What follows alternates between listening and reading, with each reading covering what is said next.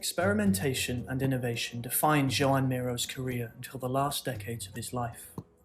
His last body of works, comprising paintings, drawings, sculptures, and printmaking, are embedded with a new sense of joy, visual excitement, and a poetic commentary on the nature of the world and the origin of life. Femme Oiseaux from 1976 is a remarkable example of Miró's last series of paintings, combining an expressive use of gesture and bold, colourful lines. The result is a composition inspired by grace and balance.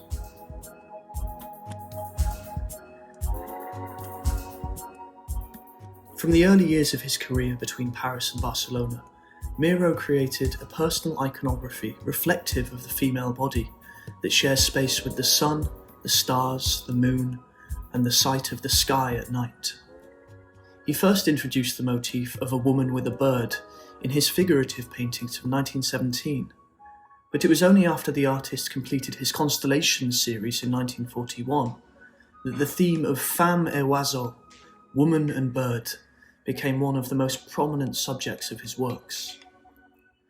In 1977, just a year after Miro created this painting, the artist commented, "While I am painting, I see a woman or a bird in my mind, indeed, very tangibly a woman or a bird. Afterward, it's up to you."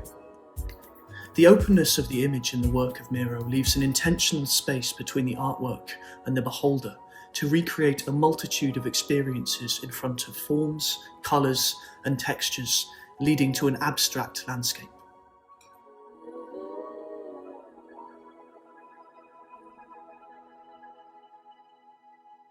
Miro's permanent move in 1956 to a new and spacious studio in the island of Mallorca, Spain, had a profound impact on the artistic production of the last 2 decades of his life. For the first time, he could gather together in the new studio and reflect on decades of his work, advancing to a mature and more distilled understanding of painting.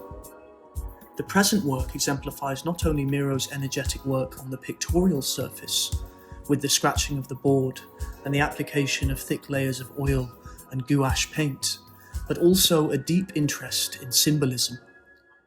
He used the female body as a recurring myth to represent the universe and the origin of life, and the birds to represent the link with Earth. When we view this work, the bird's eyes and the woman's body merge together in bold brushstrokes, elegant lines, and the colours red, yellow, blue and white, contrasted against the black background evocative of the infinite space of the cosmos.